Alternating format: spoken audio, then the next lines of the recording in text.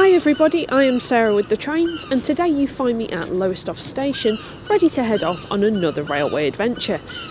Today we're not going to be getting on that many trains, I'm afraid.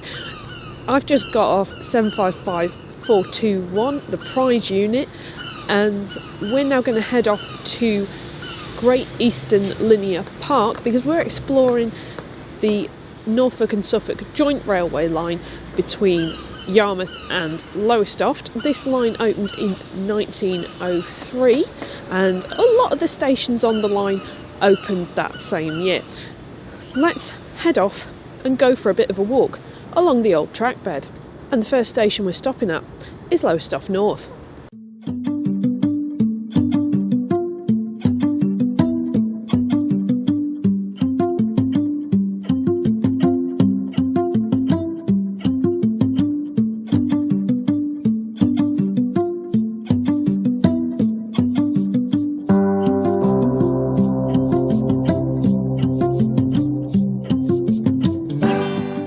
We have now found it Great Eastern Linear Park. The line from Yarmouth to Lowestoft closed in 1970, and for a while the track bed lay unloved, overgrown and in parts flooded. But this footway and cycleway was created in two phases, opened in 1998 and 2004.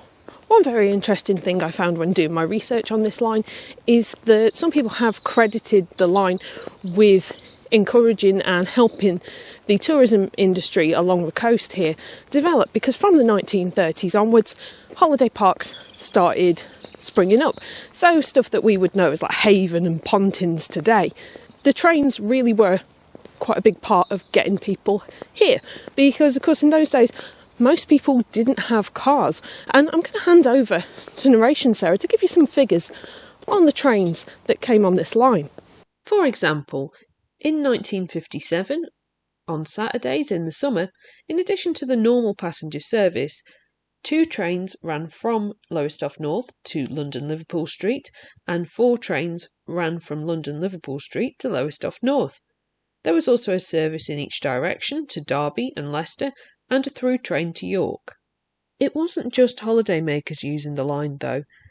Lowestoft North station, for example, handled 20,000 tonnes of coal per year, and the station was also used by military personnel as there were military camps nearby on the North Denes and what we now know as Corton Road playing field.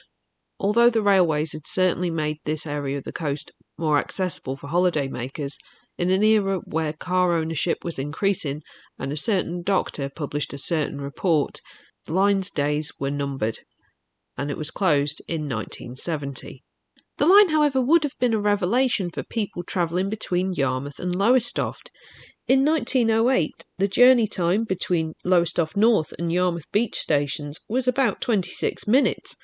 Bearing in mind that to get from Lowestoft to Great Yarmouth on the bus today is 50 minutes to an hour, that's pretty impressive.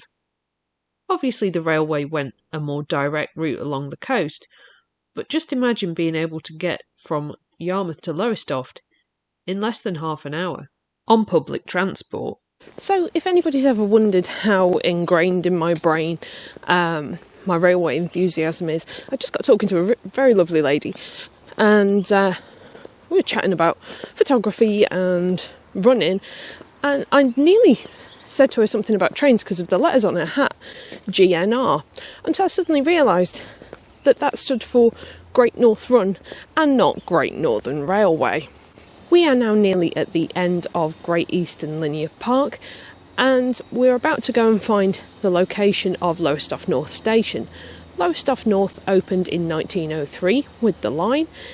It had station buildings, 2 platforms, it was double track through the station, and also it was a fully staffed station. The station also had a signal box, which you can see at the right of this picture. When it closed on the 7th of November 1967, it was the last Norfolk and Suffolk joint railway signal box in operation. In 1966, sadly, it was reduced to an unstaffed halt, and let's go and see what remains of it today. Oh, this is the first sign I've seen that actually refers to that as Great Eastern Linear Park. So this is roughly the location of Lowestoft North station. As you can see, sadly, nothing remains to show any evidence that a station was here, except there is a road down there called Station Road, but that's it. The site was completely redeveloped after the station closure, and I'm going to go and find one of the streets because it's got a rather appropriate name for the site of a closed station. Well, here's Station Road, and so far as I'm aware that's the old station master's house, but that's not the road name I'm talking about. Yep, they called one of the streets that replaced the railway station Beeching Drive. Now we've visited the site of Lowestoft North station, let's head off and explore the next station up the line, which is Corton, and we're going to go and have another walk along a bit of the track bed.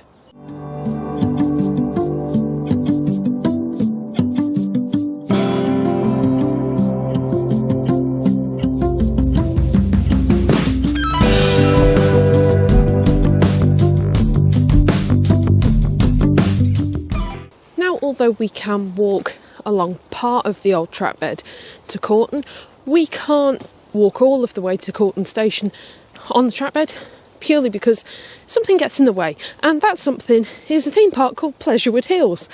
How inconsiderate of them to not think about me walking the track bed. We'll go as far as we can go. Very glad of these today. I have found a curious little concrete structure. Now, what is this? Oh, I do believe this might be a pillbox. Yes, I think it is a pillbox from the Second World War.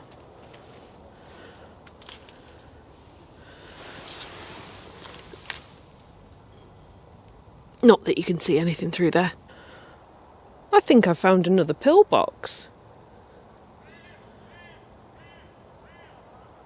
Or if it's not a pillbox, it looks very much like a pillbox. Another one? I'm not really sure why I'm so surprised at seeing so many pillboxes in this area of the world, because the East Coast during the Second World War, there was a lot of military defences here because the area was attacked. There were air raids in this region. There was the famous Baedeker raids over Norwich, probably infamous would be a better word, and bombs fell on Great Yarmouth, and indeed unexploded bombs are still being found in Great Yarmouth, so it's not that weird. Now, we have got to the section that is fenced off. However, there is something very interesting here that I want to go and look at anyway, and there is a set of steps down to it, and it is a bridge indeed. I think these might be classed as death stairs. Do we dare?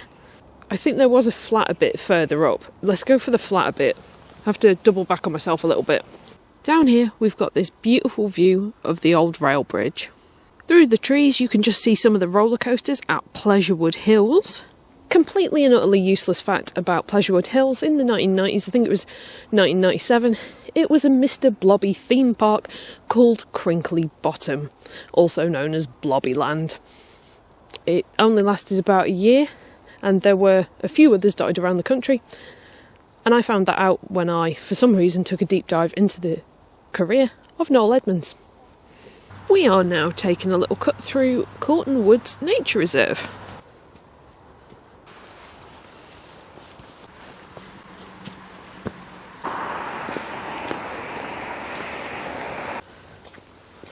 So somehow I've accidentally ended up down at the beach.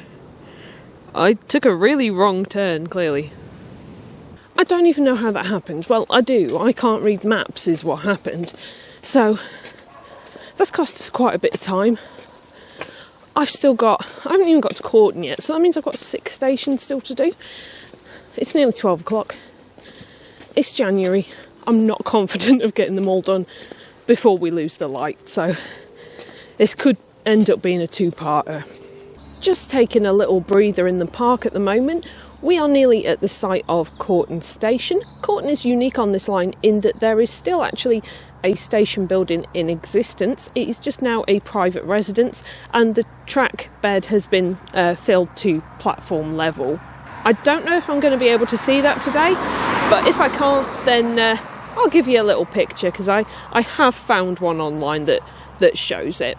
Now let's head off and see what the location of the station looks like today.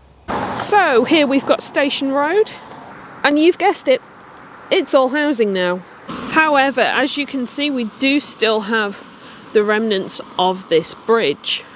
Corton Station building does also still exist, and it's tucked away in this direction. Here's a photo of it in 2007. Since then it has been restored quite considerably, and at the time of recording it's actually on Rightmove for sale. Here's a postcard from early in Corton Station's life. It had 2 platforms, and the line was crossed by a footbridge. From the 1930s to the 1960s, the station was home to various camping coaches, much like other stations on this line. These were all withdrawn in 1965. So now we've had that quick little look at what used to be Corton Station, I'm now going to hopefully be able to get on a coastal clipper bus and head to Hopton-on-Sea, hoping to make a bit of time up to make up for some of the slow walking and wrong turns. Let's go. Having just hopped off the coastal clipper bus, I am now in Hopton-on-Sea. Hopton-on-Sea station opened in 1903 as just plain Hopton, only to be renamed in 1932. Throughout the station's life there were multiple camping coaches here. For anyone unfamiliar, camping coaches are just railway carriages that have basically been converted into little holiday cottages. So they were here during the holiday making season, and in the 60s they actually changed to being Pullman camping coaches, so they're a bit fancier. I'll just show you on an old map what the area used to look like when the station was here. Over to narration Sarah for a bit of commentary. The station here at Hopton-on-Sea was constructed on an embankment. It had 2 platforms which were connected by a footbridge, and at the top of the map you can just see a signal box. After the station closed in 1970, the station buildings and platforms were demolished and the embankment was removed. Now let's take a look at what the area looks like today. And you've guessed it, it's all housing now. All the embankment and everything is completely gone. We do still have the station master's house though. I'm not going to lie, exploring this disused railway line is a bit frustrating at times, because I'd love to be able to go, oh, if you look here, you can see this is still here and that's still here, like when I was going from Prestatyn to Disused. But now it's like, there used to be a station here, now it's houses. Anyway, let's head off to the site of Gorleston Links station.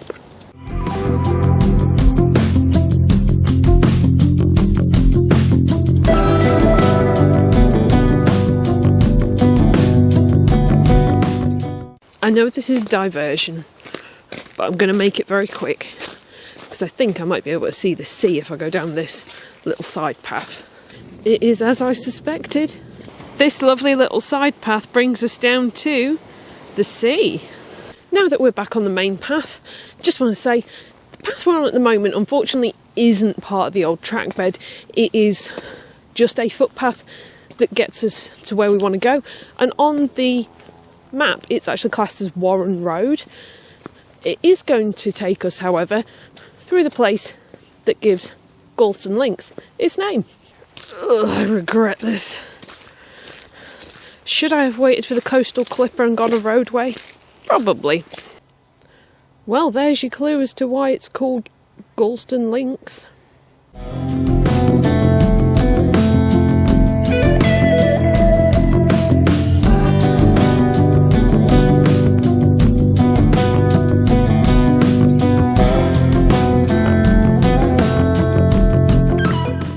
After a delightful walk up a muddy path, I'm now at Links Road in Gorleston. Gorleston Links halt opened in 1914 to serve the golf course, and it was closed in 1918 as a wartime economy measure, but it was opened again in 1919 to serve all the holidaymakers that were flocking to this area in that time period. It was renamed to Gorleston Links in 1968.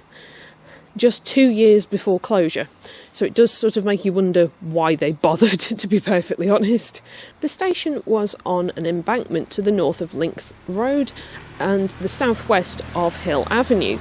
The tracks heading southwards crossed over Links Road by a bridge. After closure, the embankment and the bridge were removed, and let's go and see if there's any trace of them today. Right, so having had a nice little chat to a couple of guys at the bus stop about the lost railway station and the lost line between Yarmouth and Lowestoft, let's go and head off and find the location. Because I thought I'd found it a second ago, but I've just rejudged it on the old map and I haven't got it quite right. It's further down the road. So over here, where Mariners Close is now, is roughly the location of Gorleston Links station. I don't think I really need to say it again, but it's housing now. So now we've been and found Gorleston Links, it's time to head to Gorleston-on-Sea, because there are actually 3 stations in Gorleston. Let's head to the second one. The footpath we're now walking down towards Gorleston-on-Sea station, or the site of it at least, is following the track bed, and it's going to take us all the way to Gorleston-on-Sea. I do declare that I found something, in spite of having complained earlier on about not really finding much. I found another bridge, and it's still in remarkably good nick, considering how old this is.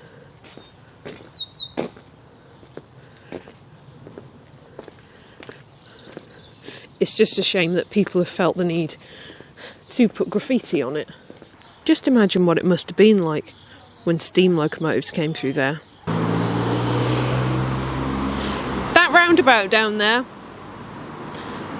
that's the site of Gorleston-on-Sea station. Well, at least this time I'm not going to say it's housing now. It's not housing, it's a massive road. When Gorleston-on-Sea station originally opened in 1903, it had 2 platforms. However, this was reduced to just 1 in the 1960s when the line was singled. The station closed to freight in 1967, and then, as with the others, to passengers as well in 1970.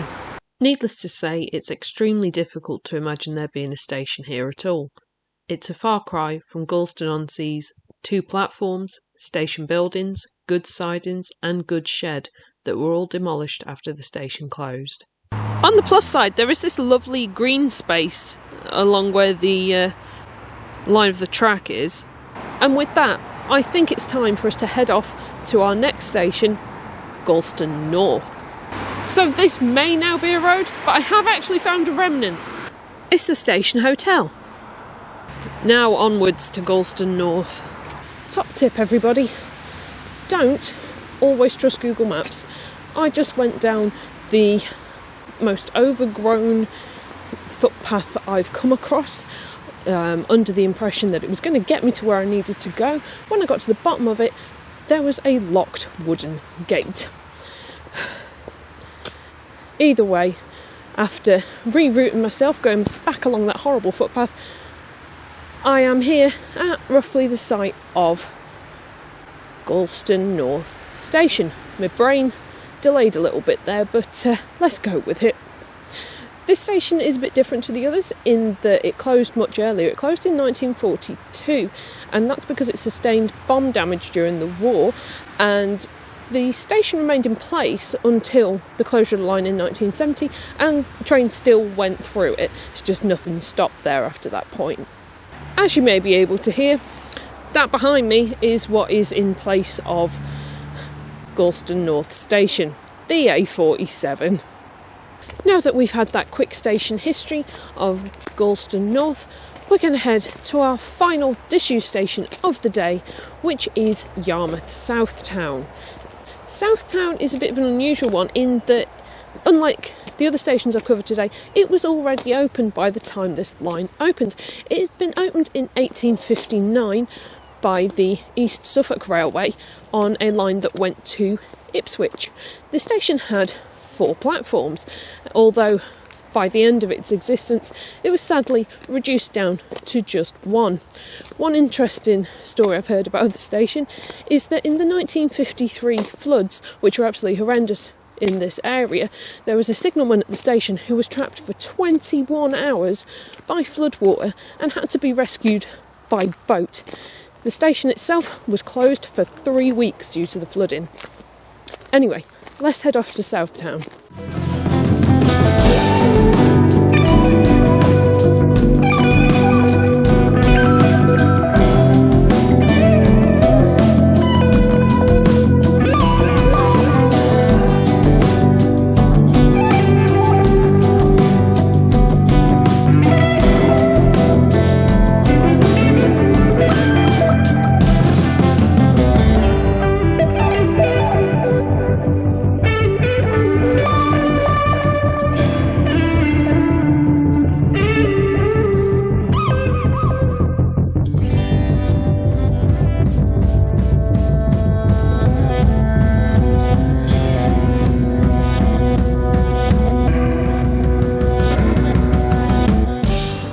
We did it. After arriving at Lowestoft about 9:30 this morning, it's now 4:15 in the afternoon, and we are here at the location of Yarmouth Southtown.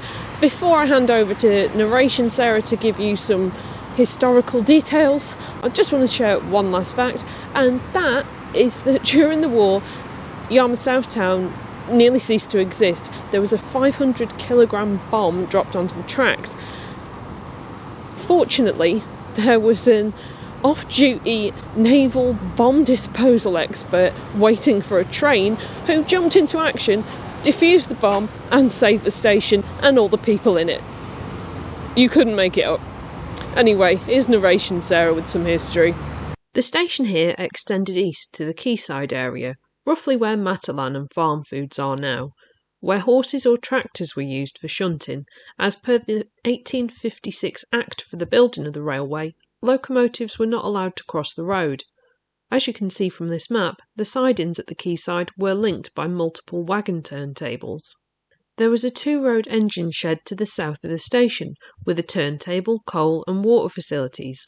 The original turntable, with a diameter of 45 feet, was replaced in November 1914 with a 65-foot turntable, to allow for larger, more powerful steam locomotives working on express services to London-Liverpool Street. The engine shed closed in 1959 when the line from Southtown to Beccles closed. When the Lowestoft to Yarmouth line opened in 1903, a link line was opened to the south of Southtown Station to provide a connection between the Lowestoft line and Yarmouth Beach, to allow traffic between the Norfolk and Suffolk Joint Railway and Midland and Great Northern Railway systems. On the 21st of September 1953, the line linking Gorleston to Yarmouth Beach closed, meaning that all Lowestoft trains were terminated at Southtown. In 1962, all express services were diverted to the current Great Yarmouth station, then known as Yarmouth Vauxhall. In 1966, the station became unstaffed, and the 4 original platforms had been reduced to just 1. Freight facilities were withdrawn from the quayside in January 1967 and completely in November the same year. The old goods yard is now a retail area. The station closed on the 4th of May 1970, with the last departure being an all-station service to Lowestoft. The station was used for industrial purposes for a while following the closure, but was demolished in the 1980s for the construction of Pasteur Road. Not all is lost, however, as I found a bench from Yarmouth Southtown at the National Railway Museum in York a couple of years ago. Now it's just time for me to say thank you all so much for watching. I hope you've enjoyed this railway adventure. If you have, please leave a like, drop a comment and consider subscribing to see more from me. I'll see you all next time. Bye. As always, an extra special thank you to all of my patrons and channel members whose names are on screen right now, as well as everybody who donates to me on Ko-fi. This channel couldn't keep going without your generous support.